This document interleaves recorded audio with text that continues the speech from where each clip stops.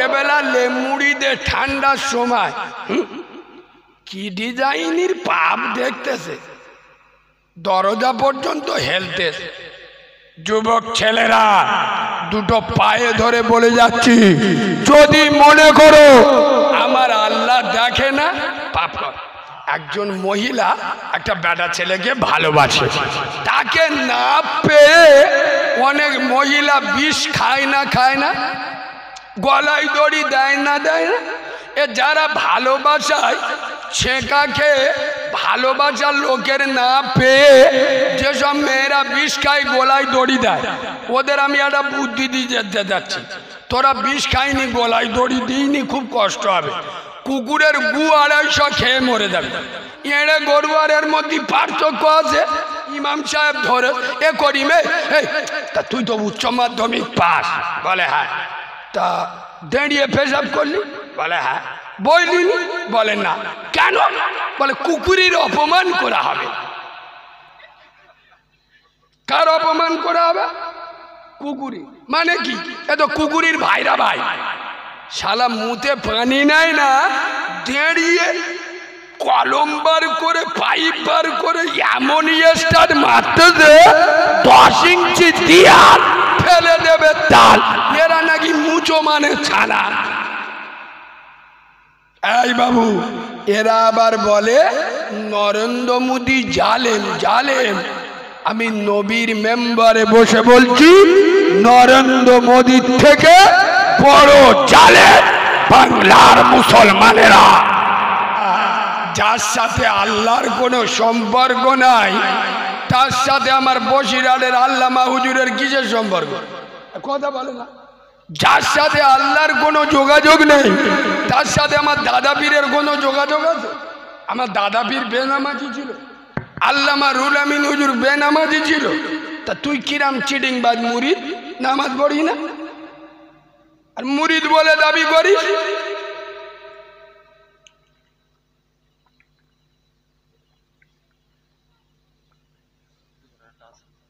এখানে আলেম ওলামা বসে আছে, আমার কথা যদি ভুল হয় প্রতিবাদ করবে। রসুলকে প্রশ্ন করা হয়েছিল, হুজুর একটা কাফের আর একজন মুসলমান, মাঝখানে সেতুটা কি? রসুলের একটা উত্তর, আসসালাত। এ কথা বুঝছো? হাদিসে এসছে, নবী বলেছেন, মান তারাকা সালাতা মুতাআম্মিদান ফাকাদ কাফার। যারা ইচ্ছা করে নামাজ ছেড়ে দেয়, নামাজকে ইনকার করে, এরা কাফের হয়ে যায়। কথা বুঝতে পারছেন? কিন্তু মুসলমান সব জায়গায় যাবে, সব করবে, নামাজ মুসলমানদের ভিতরে নাই। এই শোনেন, আপনাদের গ্রামে মসজিদের ইমাম সাহেবকে, বাহ ভালো তো, জন লোক গো, এত জিবরিলের খালা তো ভাই গো।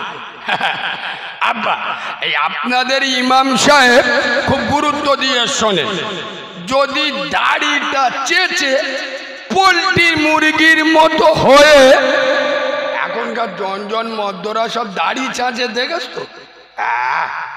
জিবিতেও ঘইলি কিছু বুঝতে পারবেন না।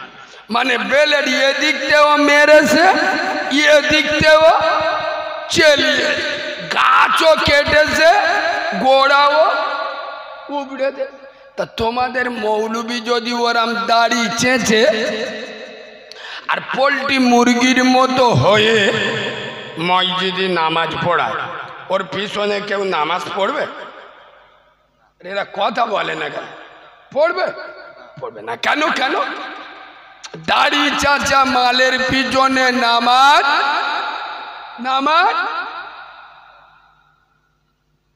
বলবে তো, কিছু একটা বল।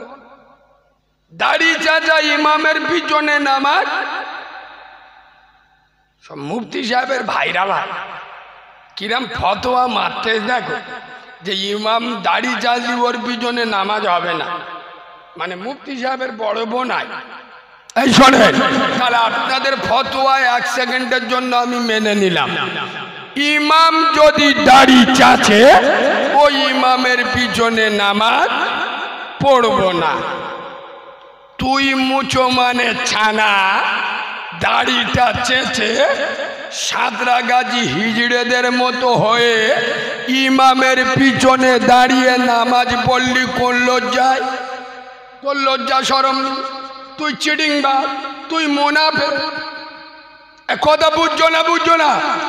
ইমামের দাড়ি চাচা হারাম, তোমার আমার দাড়ি চাচা হারাম। এরা কথা বলছে না। ইমামের জন্য দাড়ি চাচা হারাম, আর আমাদের জন্য দাড়ি চাচা হারাম। ইমামের জন্য হারাম, আমাদের জন্য হারাম। তাহলে ইমাম দাড়ি চাচলে ওর পিছনে নামাজ পড়বেন না। তুই চিটিংবাজের বাচ্চা, মুনাফিকের বাচ্চা, দাড়ি চেঁচে ইমামের পিছনে কোন লজ্জায় দাঁড়ালি? বললুম না আমার বক্তব্য পুরো আলাদা। এরম বক্তব্য এদিকে হয় না, এদিকে তো কেরসা কাহিনী চলে। আর আমি তো রোগের ওষুধ দিই, বুঝতে পারছো না? টিটিনাজ মারলি কি চুমো খাবে? কথা বলেন, টিটিনাজ মারলি চুমো খাবে? ও তো কনকন করবো, আল্লাহ পোঁদের টিটিনাজ মরে যাচ্ছি রে আল্লাহ। হ্যাঁ না না, হ্যাঁ না না, টিটিনাজ দিলি কনকন করবে না? করবে না। কনকন করলি তবে তো প্রয়োজনগুলো মরবে। আচ্ছা বলে, আপনাদের ইমাম যদি ওনার কচি মতো বউটা ভালো করে সেজিয়ে নাভি বার করে ভুঁড়ি বার করে যদি বিভিন্ন বন্ধন লোন গ্রুপ লোনে পাঠায়, আগো ওই ইমামের মাথায় আদলা ইটির বাড়ি ঝাড়বি নি? গ্রামের লোক ইমাম হয়েছে, মৌলবি হয়েছে, মসজিদের ইমাম হয়েছে, তোমার বউ বন্ধন লোন গ্রুপ লোন করে তুমি বাঁদর আমাদের ইমাম হতে এসছো? বেরো এখান থেকে। তাড়িয়ে দেবে না? দেবে না? দেবে। খোদার কসম, আমি এই নবীর মেম্বারে বসে বলছি, আমি জানি আমার কথা সকলের সহ্য হয় না। আরে তোর মতো হারাম খোর আমার কথা শুনে রেগে গেল, ডোন্ট কেয়ার। আমি নবীর মেম্বারে বসে বলছি, তোর না ভালো লাগলে এখান থেকে উঠে চলে যাবি। আরে বাঁদরের বাচ্চা, চিটিংবাজের বাচ্চা, ইমামের বউ যদি বন্ধন লোন গ্রুপ লোন করে সেই ইমামকে মসজিদে রাখবে না।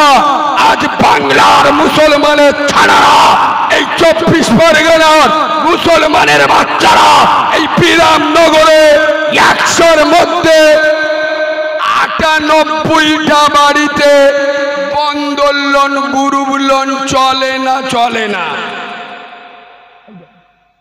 চলে না? চলে না? তাহলে এরা করলো যা ইমামের পিছনে দাঁড়িয়ে ইক্তিদাইতুল বিয়াদাল ইমাম। জিবরাইল এসে বলবে শালা হাতুড়ি নে মারবো না, আদলা ইট ঝাড়বো।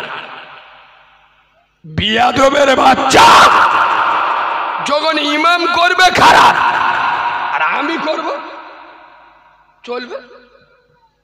এই কথাগুলো বলি বলে তো আমি খারাপ গো।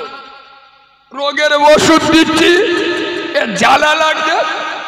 তোমরা তো বসে ভালোভাবে শুনতেছ, এর ভিতরে কিছু কিছু মাল আছে মুখ টুক শুইকে গেছে। বাবাজি জিজ্ঞেস করছে আপনি ওরম বক্তব্য দেন, ঝামেলা হয় না? বেশি ঝামেলা হয় না, কেননা আপনাদের দোয়ায় হাতে চুড়ি পরে ঘুরি না, টাইটান পরে ঘুরি। খুব বেশি টাকা দেয় না অনেক জায়গায়। হ্যাঁ, এইটা হক। আচ্ছা, আমি যে কটা কথা বলছি বাস্তববাদী কথা, আমার কথা আপনি কেটে দিতে পারবেন? কথা বলে না, আমার একটা কথা কেটে দিতে পারবেন? আচ্ছা বলে, হারামখোরদের হারামখোর বললে এটা আমার অপরাধ? কথা বলে না। যে নামাজ পড়ে না ও জাহান্নামে যাবে, নবী বলেছে। আই বললি তোর ফাটে কেন? তোর বাড়ির মেয়েরা বন্ধন লোন গ্রুপ লোন করে, তুই কত বড় হিজড়ে, তুই আবার বলিস আমি উম্মতে মুহাম্মাদ। হ্যাঁ বাবু, আমি নবীর মেম্বারে আল্লাহ সাক্ষী রেখে বলছি, আমরা 12 ভাই বোন। আমরা 12 ভাই বোন। আমার ছোটবেলায় আমার বয়স এখন কত, মাত্র 27-28 বছর, কিন্তু আমার জ্ঞানে আমি দেখেছি, আমার ভালো করে মনে আছে, একদিন দুদিন নয়, আমাদের বাড়িতে মাসের পর মাস দুপুরবেলা রান্না হতো না, ওই আটার ফিরনি খেয়ে থাকতাম। 12 ভাই বোন, আব্বা হাত পাকার কারবার, চাল ধার করতে গেলে লোক দিত না, গরিব লোক খেয়ে দিতে পারবে। আচ্ছা বুকে হাত দিয়ে সত্য কথা বলুন, সে অভাব এখন আছে? মুরব্বীরা বলুন না, আপনারা যে অভাব পেয়েছে এখনকার ছেলেরা ওসব বোঝে? এখন ম্যাথরগিরি করলি 500 টাকা রোজ, এখন 14 বছরের ছেলেরা সপ্তাহে 2000 টাকা রোজগার করছে, তাহলে এখন সে অভাব আছে কি? নাই। খোদার কসম আমি নবীর মেম্বারে বসে বলছি, এখন যে সমস্ত মুসলমানের ছানারা, যে সমস্ত মুসলমানের বাচ্চারা এই বিরামনগরে যারা বন্ধন লোনের টাকা খায়, সুদের টাকা খায়, গ্রুপ লোনের টাকা খায়, হারাম খায়, খোদার কসম এরা ওভাবে খায় না, স্বভাবে খায়। ঠিক বলিছি না ভুল বলিছি? এই তোমাদের এখানে যদি একটা লোক দেখাতে পারো, একটা লোক যে এই লোকটা আজ 2-3 দিন খাওয়া হয়, আমি নবীর মেম্বারে বসে বলছি, যদি মিথ্যে বলি আল্লাহ আমার জবান ধরিয়ে দেবে, ওর পাশে আমি দাঁড়াবো। ইয়েস, আমি মোস্তানি মেরে চলবো, আমার একটা কলমা পড়নেওয়ালা মুসলমান না খেয়ে থাকবে, আর আমি মোস্তানি মেরে চলবো না, আল্লাহ আমার অনেক দেশ, ওর পাশে আমি দাঁড়াবো, ওর খাবার ব্যবস্থা আমি করে দেবো। আচ্ছা এরম লোক বর্তমান আছে যে 2 দিন খাওয়া হয় না? কথা বলে না, এরম লোক আছে কি? নাই। তাহলে হারাম খাও কেন? আমি রেগে যাই কেন? এই মুসলমানের ছানারা আবার এই জলসায় বসে আমাদের মৌলবীরা যে চুমো খাওয়া ওয়াজ করছে, বাবারা বাবারা আমার দিনের নবী, আমার কামলিওয়ালা, আমার আব্দুল্লাহর বেটা, আমার নূরে মোহাম্মদ, 1 দিন 2 দিন নয়, 7 দিন রাসূলুল্লাহর খাওয়া হয়নি। রাসূলুল্লাহর নবুয়তের পেটে 1টা 2টো নয়, 7-7টা পাথর বেঁধেছে। এ মাল বসে বসে কি কান্না কাঁদে, আমার তো মনে হয় শালা চোখে আমু ঢুকে দিই। হারামখোরের বাচ্চা, চিডিংবাজের বাচ্চা, নবী 7 দিন খাওয়া হয় না, তোর দরদ লেগেছে? এই চিডিংবাজ, নবী পেটে পাথর বেঁধেছে, তোর দুঃখ লাগছে? এই নবীর মেম্বারে বসে বলছি, খোদার কসম যে নবীর পেচ্ছাপ পাক, যে নবীর পায়খানা পাক, যে নবীর রক্ত পাক, যে নবীর ঘাম পাক, খোদার কসম সেই নবী 1 দিন 2 দিন নয়, 7 দিন রাসূলুল্লাহর খাওয়া হয়নি। তার নবুয়তের পেটে 1টা 2টো নয়, 7-7টা পাথর বেঁধেছে। খোদার কসম তারপরেও রাসূলুল্লাহ হারাম হারাম। তুই তো সেই নবীর আশেক বলে দাবি করি, তোর কদিন খাওয়া হয় না? তোর বাড়ির মেয়েরা বন্ধন লোন গ্রুপ লোন করে, আমার কথা বুঝছো না? বুঝছো না? তুই নবীর আশিক বলে দাবি করি, যে নবী পেটে পাথর বেঁধেছে হারাম খায় নাই, তোর কদিন খাওয়া হয় না? তোর বউ বন্ধন লোন গ্রুপ লোন করে। আর আমি কথা বোঝাতে পারছি না? শোনেন, আমার সঙ্গে আপনারা একমত হবেন, আজ থেকে 20 বছর আগে 100-র মধ্যে 98টা বাড়িতে সুখ কি জিনিস তারা জানতো না, কিন্তু শান্তি ছিল না। কথা বলে। আর এখন আমি নবীর মেম্বারে বসে বলছি, 100-র মধ্যে 99টা বাড়িতে সুখ আছে, শান্তি থাকবে কি গো? হারাম মাল ঢুকে গেছে। করিম চাচার বউ ছকিনা ভাবি 32 বছর বয়স, কুমড়োর মতো ফুলে গেছে। আল্লাহর কিরে বাপ, ডাক্তার বলেছে আলু খাওয়া যাবিনি, মিষ্টি খাওয়া যাবিনি, গোশ খাওয়া যাবিনি। আরে হ্যাঁ না, তার মানে কি? ওর কোটি টাকা, আল্লাহ ওর খোরাক কেড়ে নেছে, হারাম মাল ঢুকে গেছে। আরে কথা বুঝছো না? খোদার কসম হারামে বরকত নাই, হালালে বরকত আছে। নবী সাহাবারা হারাম খেয়েছে, আল্লাহর ওলিরা হারাম খেয়েছে। এই শোনে, তোমাদের মসজিদের ইমামের কাছে তোমাদের একটা গ্রামের ছেলে গিয়ে বলছে, হুজুর আমার বাড়িতে একটা কুয়া আছে। কি আছে? কুয়া গো, কুয়া। হুজুর কুয়ায় একটা মরা ইঁদুর পড়ে গেছে, খুব দুর্গন্ধ বেরোচ্ছে, কি করবো? তা হুজুর বলছে, এক কাজ কর, 70 বালতি পানি তুলে ফেলে এ মাল ঘরে এসে 70 বালতি পানি তুলে ফেলে দে। কুয়ায় নাক দিয়ে শুয়ে দেখতেছে, সে দুর্গন্ধ যায়। ফের 70 বালতি তুলে ফেলে দে, ফের 70 বালতি তুলে ফেলে দে, নাক দিয়ে শুয়ে দেখতে তম দুর্গন্ধ যায়। ফের 70 বালতি তুলে ফেলে দে, ফের নাক দিয়ে শুয়ে দেখতে তম দুর্গন্ধ যায়। কবার? 3 সাথে 210। এ বাবু, মৌলবি ফেলতি বলেছিল ক বালতি? 70 বালতি। এ মাল ফেলেছে ক বালতি? 210। তম দুর্গন্ধ যায়। বলে ইমামের মেরে মাথা ফেটিয়ে দেবো, একটা আদলা ইন্নে ছুটে। কিন্তু ইমামরা কি জিনিস এ শালা জানেন। বিনা উজুই পাপের জানাজা পড়িয়ে দেবো, ফেরেশতারাও বুঝতে পারবে। ইমাম যা বলতে যাই শোন, এ বাবু শোনে, তো 70 বালতি পানি তুলে ফেলে দিদি, বলি 210 বালতি তুলে ফেলে দিছি, তম দুর্গন্ধ যায় রে। বলে না, বলে বাবে আয় আব্বা, এই শোন, কি আব্বা তুমি মরা ইঁদুরটা কুয়া থেকে তুলে ফেলিলে? বলে হেই দেখ, তা তুমি কি ওইটা বলে দেস? কিরাম চিটিং বাদ বুঝতে পেরেছেন? মরা ইঁদুরটা তোলে, শুধু পানি তুলে ফেলে দেয়। ও যদি সারাদিন পানি তুলে ফেলে দেয় আর মরা ইঁদুরটা না তুলে ফেলে দেয়, কুয়ার পানি পাক হবে? এই মুসলমানের বাচ্চা, আজ বাংলার মুসলমানেরও, এই বসিরহাটের মুসলমানেরা 5 ওয়াক্ত নামাজ পড়ে হারাম খায়। চ্যালেঞ্জ করছি, দেখবেন রমজানের রোজা রাখে, মাগরিবে ইফতার করে বন্ডল লোনের টাকায় শালা জিবরাইলেরও চোখ বুড়ো হয়ে যায়। মুসলমানের বাচ্চারা রমজানের রোজা রাখে, সেহরি করে গ্রুপ লোন বন্ডল লোনের টাকায়। আরে চিটিং বাজের বাচ্চা, হারামখোরের বাচ্চা, আগে কুয়া থেকে মরা ইঁদুরটা তুলে ফেলে দাও।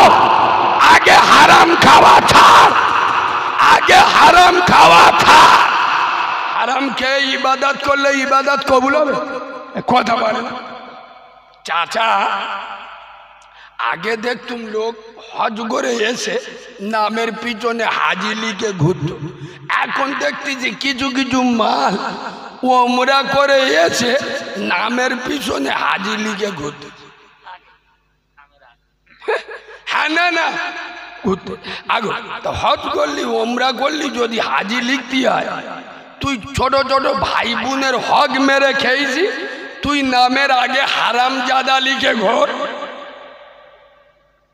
পাখামি করার জায়গা বলেন চাচা। বুড়ো হয়ে গেছে মানে মালটা এবার কবরে যাবে, এড়ে গরুর মতো ঢুকবে, করার কিচ্ছু নেই। বুড়ো হয়ে গেছে, এত বড় গো দাড়ি রেখেছে, সে জিবরাইল আর চিনতে পারে না। আল্লাহ, এ মালটা বুড়ো হয়ে গেছে, বাড় কমে গেছে, এত বড় গো দাড়ি রেখেছে মসজিদে। আল্লাহ আল্লাহ আল্লাহ মাফ কর দিস। এ কাউরা ছোট ছোট ভাই বোনের হক মেরে খেয়ে নিজের মার পেটের বোনের বাপের সম্পত্তি ভাগ দেয়। এ নামাজ পড়লি জান্নাতে চলে যাবে? এরা কথা বলে না। এ নামাজ পড়লি জান্নাতে চলে যাবে? আগে হকদারের হক দাও, খোদার কসম হালাল খাও, হালালেই বরকত আছে, হারামে বরকত। এই জন্য আমার নবী বলে গেছেন আওয়ালাদিন সলিহিন। এখানে আলেম বসে আছে, জিজ্ঞেস করেন, নবী বলে যাচ্ছে তোমরা যখন দুনিয়া ছেড়ে চলে যাবে, যাবার আগে দুনিয়াতে নেককার আওলাদ, সুসন্তান দুনিয়ায় রেখে যাবে। আমরা রেখে যাই? হ্যাঁ, কে বলেন না? আমরা দুটো এঁড়ে গরু আর দুটো রাম ছাগল রেখে যাই। আমি বলছি মিলিয়ে লাই, যদি মিলুতি না পারি আমি কিসের মৌলবি?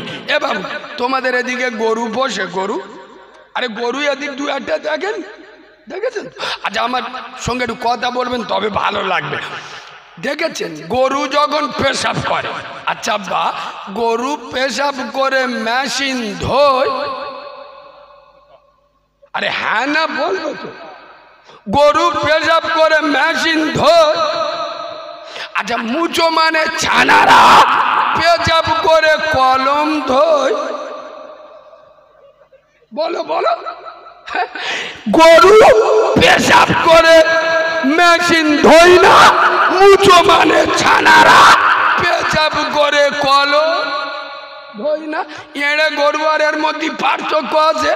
ইমাম সাহেব ধরে এ করিমে, তা তুই তো উচ্চ মাধ্যমিক পাস? বলে হ্যাঁ। তা দাঁড়িয়ে পেশাব করলি? বলে হ্যাঁ। বইলিনি? বলে না। কেন? বলে কুকুরের অপমান করা হবে। কার অপমান করা হবে? কুকুরি। মানে কি? এ তো কুকুরির ভাইরা ভাই। শালা মুতে পানি নাই না, দাঁড়িয়ে কলম বার করে পাইপ বার করে এমন স্টার্ট মারতে দে 10 ইঞ্চি দিয়াল ফেলে দেবে তাল। এরা নাকি মুচো মানে ছানা। এই বাবু, এরা আবার বলে নরেন্দ্র মোদী জালেম জালেম। আমি নবীর মেম্বারে বসে বলছি, নরেন্দ্র মোদীর থেকে বড় জালেম বাংলার মুসলমানেরা। আমার কথা শুনছেন? কেন? প্রমাণ দিচ্ছি, শোনেন। আচ্ছা আব্বা, আমার যে এত সুন্দর দেহ দিয়েছেন কে? চিটিংবাজি কথা আমার কাছে বলবেন না। আমি এখানে এসে অন্য অন্য মৌলবীদের মতো বলবো সব কিছুর মালিক কে? আর আপনারা চিটিংবাজের খালাতো ভার মতো ঠেলে উঠবেন আল্লাহ। ওসব আমার কাছে চলবি, দরকার পড়ে আমার দাউদ করবেন না। আমি তো বলি, মদ কর, সুদ কর, গাঁজা কর, হারাম কর, পাতা কর, বাম্মার অবাধ্য সন্তান, তোদের দাউদে আমি পেচ্ছাপ করে দিই, আমার ডাকিস নেই। আমার যদি সহ্য করতে পারিস তাহলে ডাকবি। কেন? আমি এখানে বসে বলবো সব কিছুর মালিক কে? তোমরা বলবে আল্লাহ। ফজরে মসজিদে ডেকেছিল কে? এবার তুমি ডেকে এখানে বসে বলছে সব কিছুর মালিক আল্লাহ। তা সব কিছুর মালিক যদি আল্লাহ হবে, সেই মালিক তো ফজরে ডাকলো, হ্যাঁ না না ডাকলো? কচি মতো বোর গোলা জড়ে কে কে শুয়েছিলে বলো? চিটিংবাজি আল্লাহর সাথে। সোনার বাবাজি, দুটো পায়ে ধরে বলছি শোনেন। আমি বলবো, এই যে এত সুন্দর দেহ দিয়েছে আল্লাহ, চোখ দিয়েছে আল্লাহ, আমার সুন্দর চেহারা দিয়েছে আল্লাহ। আচ্ছা আব্বা, একজন মহিলা একটা বেটা ছেলেকে ভালোবাসে, তাকে না পেয়ে অনেক মহিলা বিষ খায় না খায় না, গলায় দড়ি দেয় না দেয় না? এ যারা ভালোবাসায় ছেঁকা খেয়ে ভালোবাসার লোকের না পেয়ে যেসব মেয়েরা বিষ খায়, গলায় দড়ি দেয়, ওদের আমি একটা বুদ্ধি দিয়ে যেতে যাচ্ছি। তোরা বিষ খাইনি, গলায় দড়ি দিইনি, খুব কষ্ট হবে। কুকুরের গু 250 খেয়ে মরে যাবে, নইলে শুয়োরের গু যদি 5 খাস। এই শোনেন, একজন মহিলা একটা ছেলে ভালোবাসা না পেয়ে গলায় দড়ি দেয়, বিষ খায়, নিজের জীবন দিয়ে দেয়। এ বিরামনগরের মুসলমান বলো, তোমার কি দেখে? আরে বলবে তো, এটা তো সিম্পল প্রশ্ন। তোমার কি দেখে একজন মহিলা বিষ খেলো, গলায় দড়ি দিল? চেহারা দেখে। কি দেখে?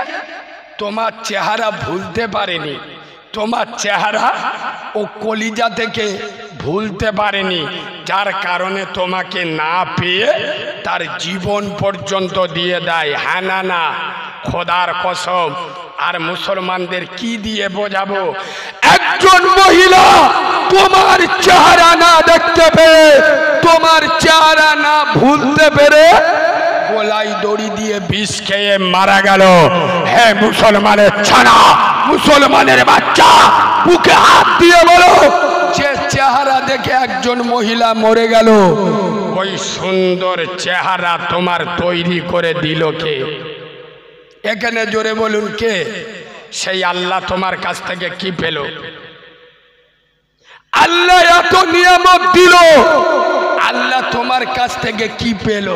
এই যুবক ছেলেরা, চেনা করছো, নামাজ পড়ছো না, মাস্টানি করছো, রাজানি করছো, রাত্রেবেলা লেমুড়ি দে ঠান্ডার সময় কি ডিজাইনের পাপ দেখতেছে, দরজা পর্যন্ত হেলতেছে।